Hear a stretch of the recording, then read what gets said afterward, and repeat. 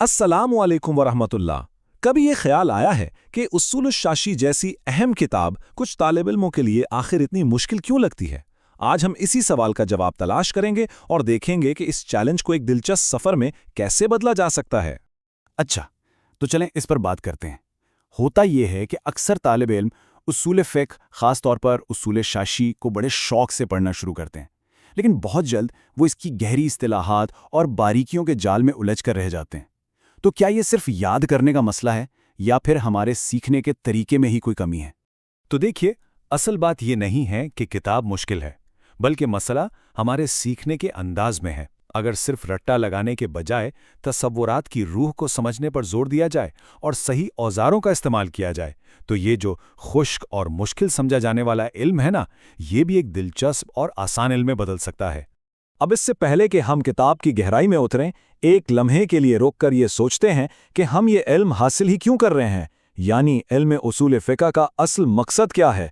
इसे यूं समझें कि ये एक मुहिम है, एक खजाने की तलाश जो कुरान और सुन्नत के गहरे समंदर में छुपा हुआ है। और ये बात यहाँ कितनी खूबसूरती से बयान की गई है।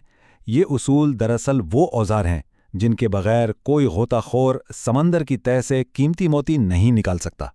अगर हमारे ये उसूल ही कमज़ोर होंगे तो दीन को समझने में, अहकाम निकालने में गलती का इम्कान बढ़ जाता है।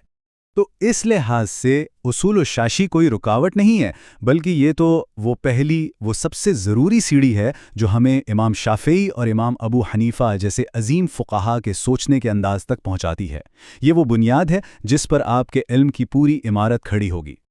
अब मज़े की बात यह है कि इस पूरी किताब को समझने का राज सिर्फ चंद बुनियादी इस्तिलाहात में छुपा है। अगर आपने इनको ठीक से समझ लिया तो समझें कि पूरी किताब का नक्शा आपके हाथ में आ गया है। आइए इन बुनियादी स्तूनों पर एक नज़र डालते हैं। तो सबसे पहले बात करते हैं ख़ास की। ये एक ऐसा लफ्ज़ है जिसका मतलब बिल्कुल वाज़े और तयशुदा होता है। जैसे कुरान पाक में नमाज़ों की तादाद बता दी गई या विरासत के हिस्से मुकर्रर कर दिए गए। अब इन आदात का हुक्म कतई है, इसमें शक की कोई गुंजाइश ही नहीं है। दूसरी तरफ है आम। ये एक बड़ी छतरी की तरह है जो अपने नीचे आने वाले हर फर्द को शामिल कर लेता है। मिसाल के तौर पर लफ्ज़ मुसलमान।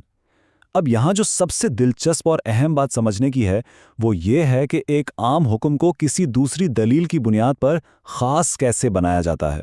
इसके बाद आता है मुश्तरक। ये एक ऐसा लफ्ज़ है जिसके एक से ज़्यादा माने हो सकते हैं और हर माना अपनी जगह बिल्कुल ठीक होता है। जैसे अरबी का लफ्ज़ आइन, जिसका मतलब आँख भी है और पानी का चश्मा भी। यहाँ एक फ़क़ीह का काम शुरू होता है कि वो सियाक़ों सबाक़ देखकर ये तय करे कि यहाँ कौन सा माना मुराद लिया गया है।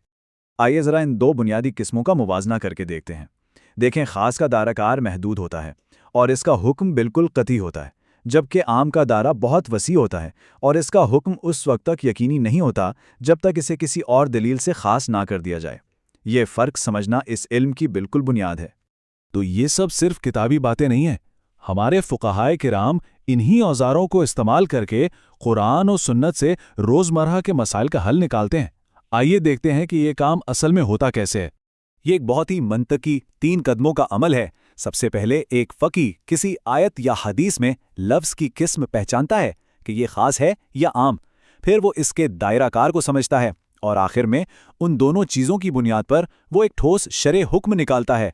यही वो तरीका है जिससे नज़रियात अमली शक्ल इख्तियार करते हैं।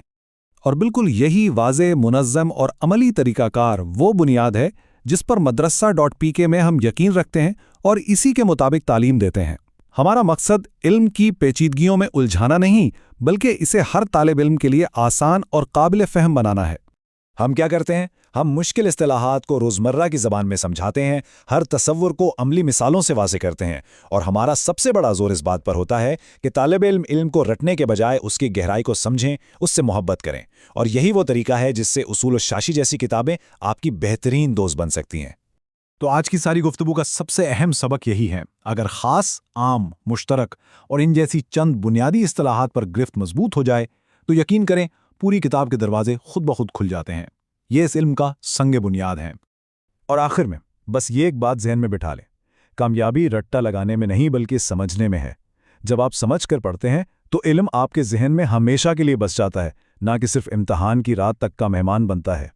तो अब जब आपके पास इस इल्म के बुनियादी औजार भी हैं और एक वाज़े नक्शा भी मौजूद है, تو سوال یہ ہے کہ علم کے اس دلچسپ سمندر میں آپ کا اگلا قدم کیا ہوگا؟ کیا آپ ان اصولوں کو استعمال کر کے قرآن و سنت کے موتی نکالنے کے لیے تیار ہیں؟